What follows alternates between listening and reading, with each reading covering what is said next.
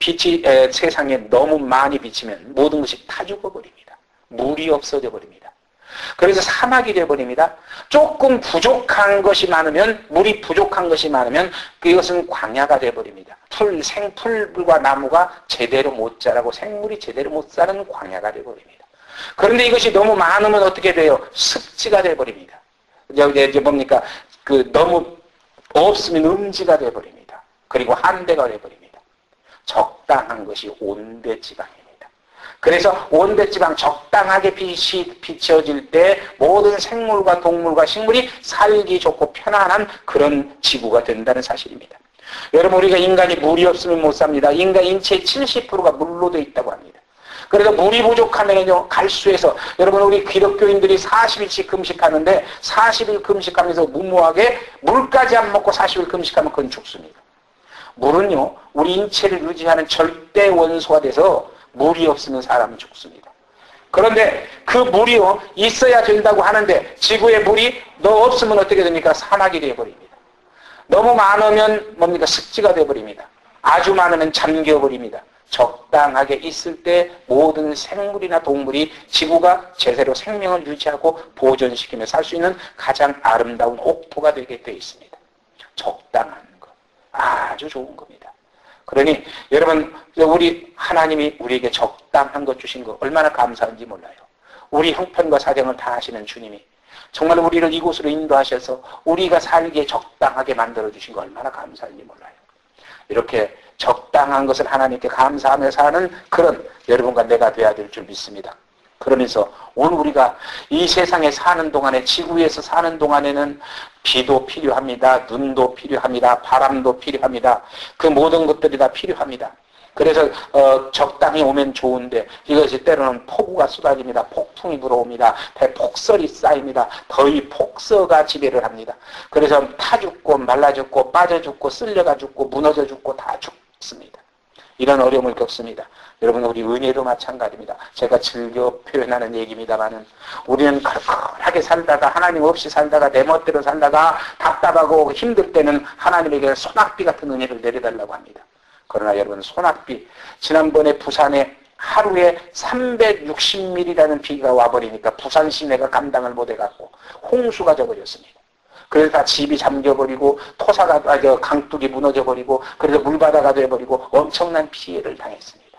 이것이 바로 너무 쏟아지는 곳에 일어나는 현상입니다. 그러므로 여러분과 내가 이 땅에 정말로 살면서 언제나 적당하게 비를 내려주시고 적당하게 햇빛을 비춰주시고 적당하게 바람이 불고 그래서 적당히 더웠다 적당히 추웠다 할 때 모든 것이 순환이 제대로 돼서 우리가 살기 좋은 그런 아름다운 환경이 된다는 사실을 기억하면서 여러분과 내가 정말 하나님 앞에 은혜도 적당하게 내려주기를 기도하자, 그런 날입니다. 예. 그냥 메말라 있다가 컬컬하게 되면 산사태 나요. 무너져요. 그러니 날마다 이슬비같이 아니면 가랑비같이 적당하게 내려서 우리가 정말로 그 은혜를 받아서 살기에 좋도록 하나님께 기도하고 요청할 수 있는 그런 믿음의 사람이 되자는 말씀입니다. 그래서 이런 적당한 은혜 속에서 적당한 복을 누리고 살기 위해서 하나님이 내 기도를 응답해 주셔야 되는데 그 하나님의 응답을 받으려면 우리는 어떻게 해야 되는가? 오늘 본문에서 첫 번째로 20절에서 22절에 보면 두 사이에서 머뭇거리지 말으라고 엘리야를 통해서 하나님은 말씀하십니다.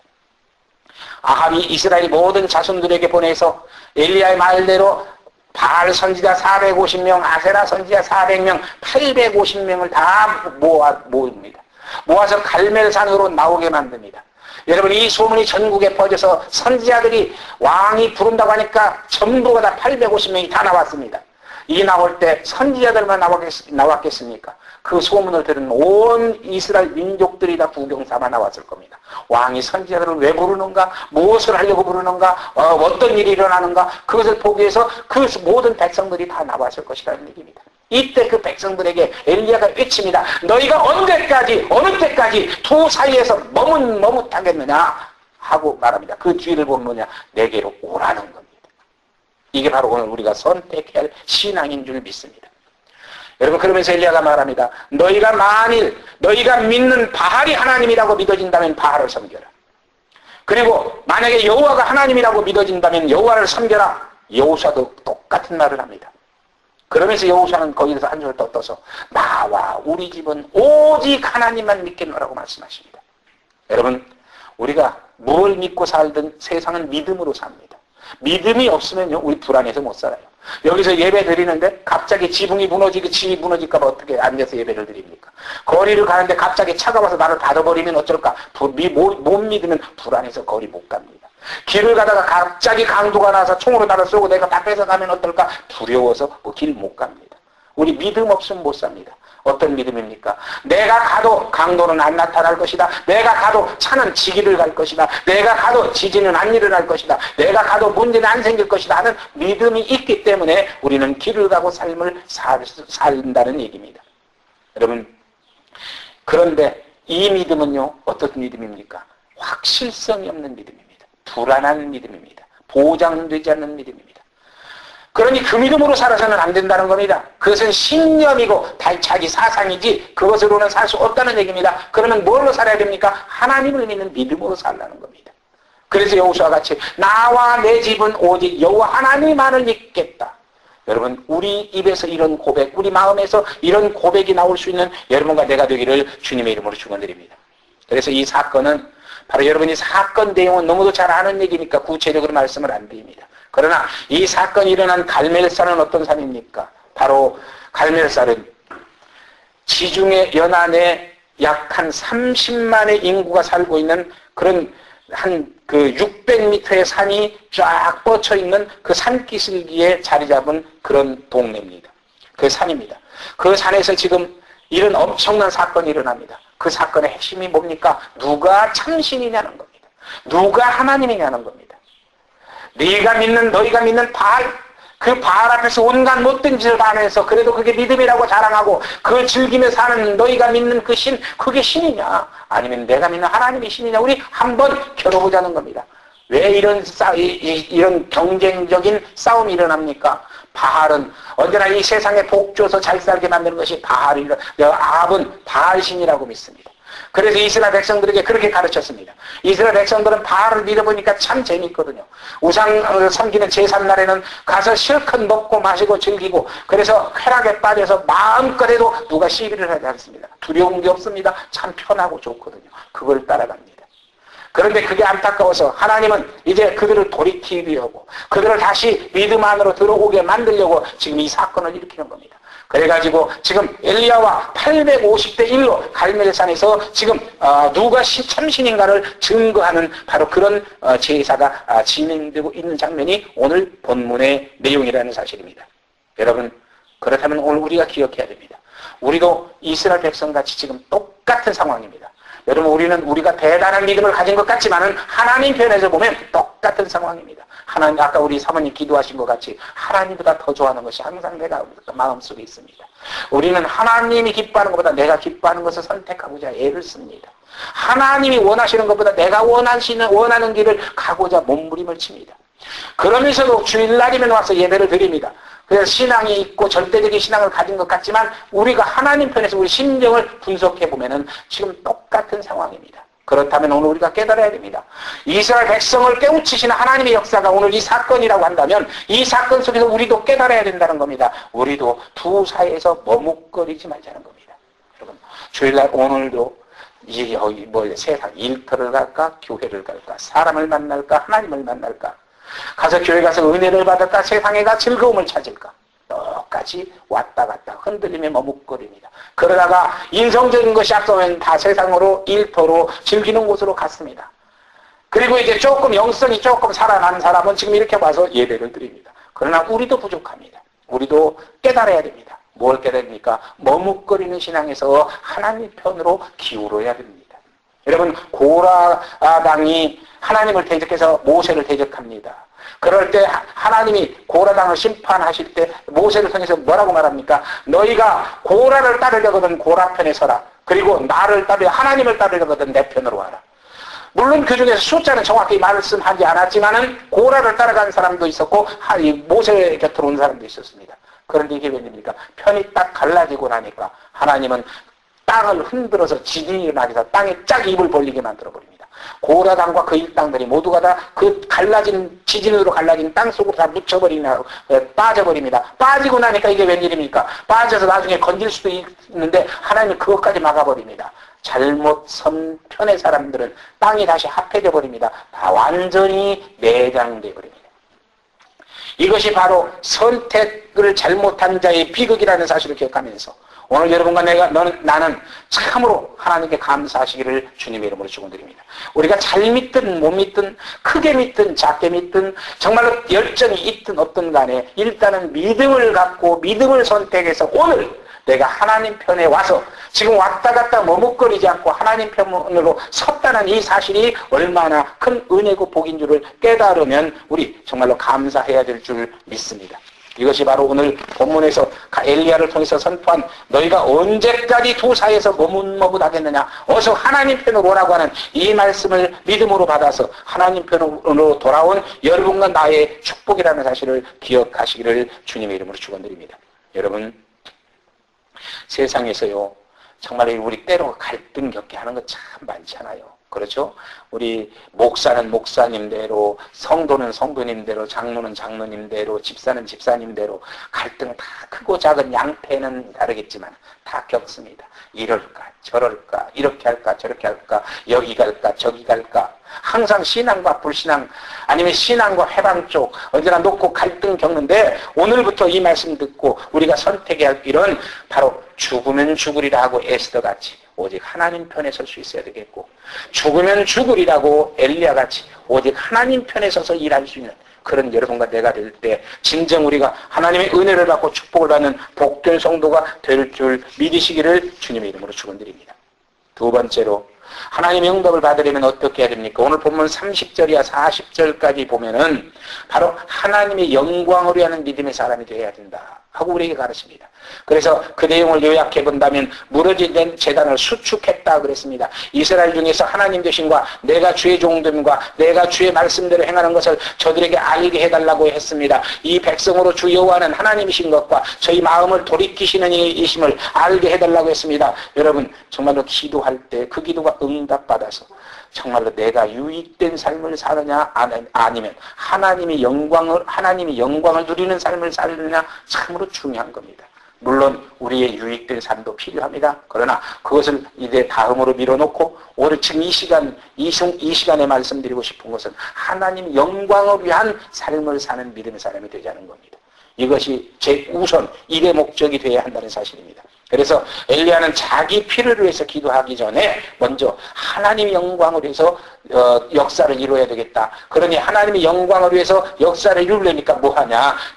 민족의 믿음을 다시 회복시켜야 되겠다. 무너진 제단을 다시 쌓기 시작했습니다. 이것이 중요합니다.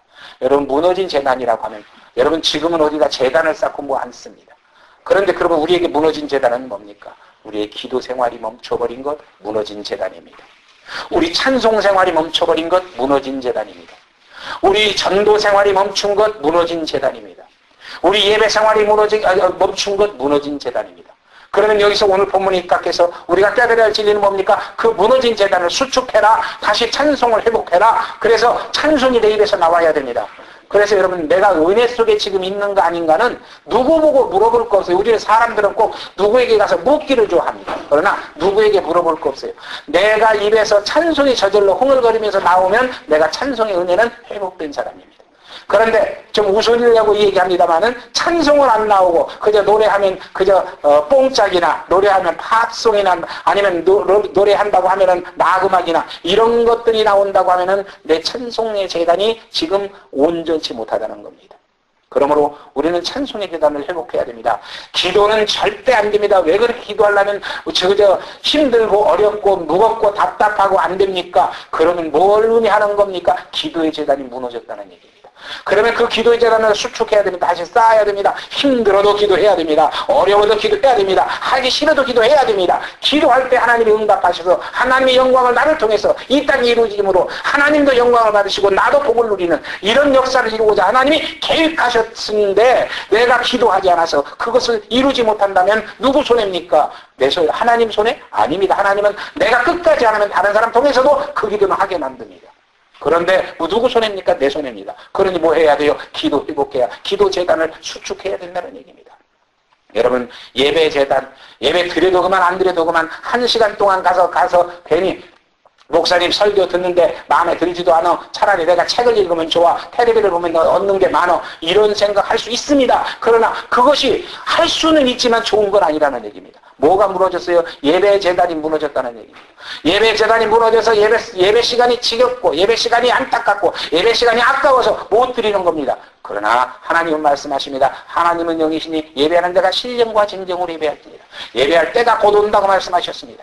여러분, 우리는 예배가 즐겁고 기뻐해야 됩니다. 예배 속에서 주시는 하나님의 말씀이 내게서 꿀맛 같아야 됩니다. 그래서 그 말씀 한마디 한마디를 믿음으로 받아서 그대로 지킴으로 하나님의 영광을 내 인생에서 이뤄내는 그런 축복자가 돼야 한다는 사실입니다. 이것이 믿음의 재단, 무너진 재단을 수축한 자의 축복이라는 사실을 기억하면서 여러분과 내가 우리 자신을 살펴보고 지금 무엇이 무너졌는가 찾아서 그것을 하나하나 수축해 다시 재단을 쌓아갈 수 있는 그런 여러분과 내가 되어야 될 줄 믿습니다. 그리고 정말 우리가 기억해야 할 것은 내게서 무너진 것이 뭐니까? 예수 이름의 권세입니다. 오늘날 성도들이 왜 무력해져 버립니까? 왜 마귀에게 맨날 지고 삽니까? 여러분, 내가 예수 이름의 권세를 잃어버렸기 때문입니다. 그러면 예수 이름의 권세는 어떻게 다시 회복합니까? 여러분, 예수 이름을 믿으십시오. 예수 이름으로 대적하면 마귀는 떠나가게 되어 있습니다. 예수 이름으로 대적하면 마귀는 쫓겨가게 되어 있습니다. 그러나 여러분의 힘, 내 힘, 이것으로는 마귀가 절대 쫓겨가지 않습니다. 오히려 마귀는 비웃습니다. 여러분, 그 신약 성경에 나오죠.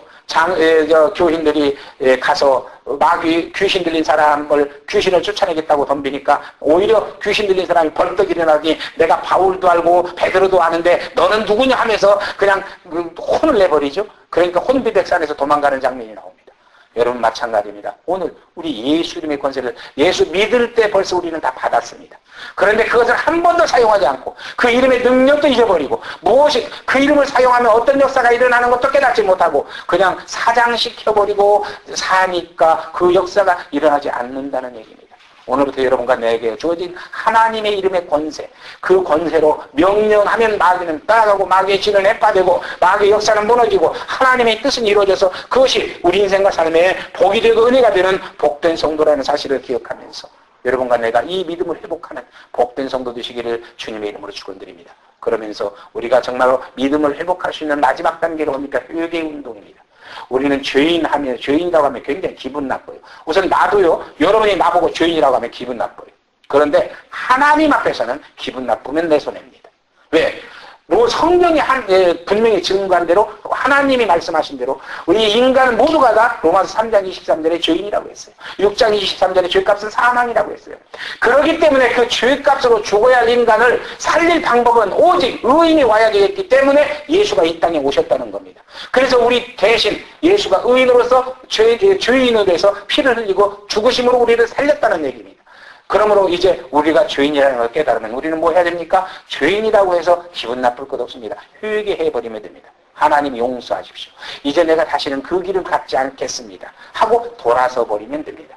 이게 바로 이 무너진 재단을 완전히 회복하는, 수축하는 믿음의 성도의 삶이라는 사실을 기억하면서 오늘부터 우리가 정말로 안 되는 기도 억지로라도 조금씩이라도 시작해 보십시다. 안 나오는 찬송 억지로라도 한 번씩 해봅시다. 그래서 저절로 나오시게 만듭시다. 그래서 저절로 마음속에 생각으로 말로 입으로 기도할 수 있게 됩시다. 하나님을 찬양하고 기도하고 그리고 말씀을 믿어지고 예수님의 권세를 사용해서 승리를 한다면 이것이 정말로 우리가 세상을 이기는 성공과 승리의 비결인 줄 믿으시기를 주님의 이름으로 축원드립니다. 마지막으로 세 번째, 오늘 보면 41절이나 46절에 보면은 생명을 살리기 위한 기도자가 되어야 한다고 우리에게 가르칩니다. 하나님의 응답을 받으려면 생명을 살리기 위한 기도자가 되라, 그런 말씀입니다. 여러분, 엘리야는 믿음의 역사를 이룬 후에 하나님께 기도를 하는데 그것이 자기 유익이나 명분을 위한 것이 아닙니다. 이스라엘 민족을 살리기 위한 겁니다. 왜 그렇습니까? 지금 3년 반 동안 가물어 가지고 모든 식물이 하나도 없습니다. 모든 초목이 다 말라 죽어버렸습니다. 모든 동물, 생물이 다 말라 죽어버렸습니다. 그래서 지금 집에서 기르는 짐승도 다 죽어갑니다. 이런 상황에서 지금 엘리야가 기도하는 건 하늘에서 비가 오게 기도하는 겁니다. 비가 오면 누가 삽니까? 그 비 당장 와서 엘리야가 산다는 것보다는 그 비가 올 때 초목이 삽니다. 그 비가 올 때 초목이 살면 짐승이 삽니다. 짐승이 살면 사람이 삽니다. 모두가 삽니다. 그래서 민족을 살리고 나라를 살리고 다 살리기 위해서 엘리야는 지금 기도한다는 얘기입니다. 그런데 바로 보세요. 영성이 강한 엘리야는 이미 빗소리를 듣고 기도합니다.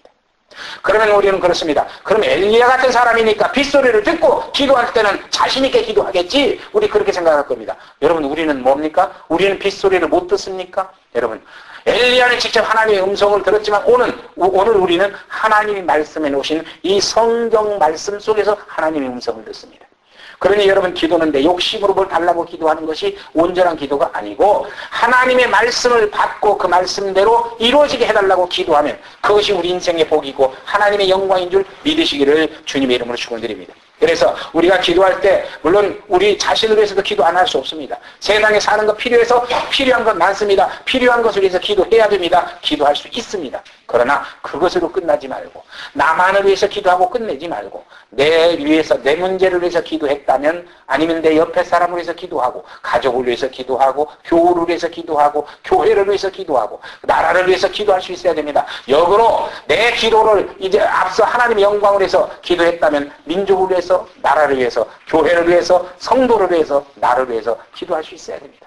여러분, 우리가 이런 기도할 때 하나님은 그 기도를 들으시고 응답하셔서 정말로 엘리야같이 하나님의 영광을 누리고 사는, 정말 하나님의 영광을 보고 사는 그런 축복자 되게 만들어주신다는 사실을 믿으시기를 주님의 이름으로 축원드립니다.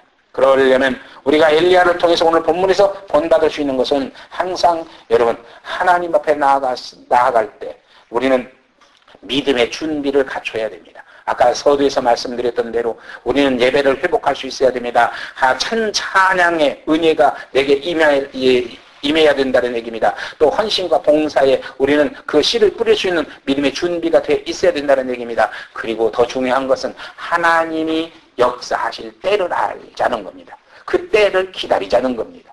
그러니까 자 보세요. 하나님이 역사하실 소재 시간에, 임재하실 소재 시간에 엘리야는 역사를 시작했습니다.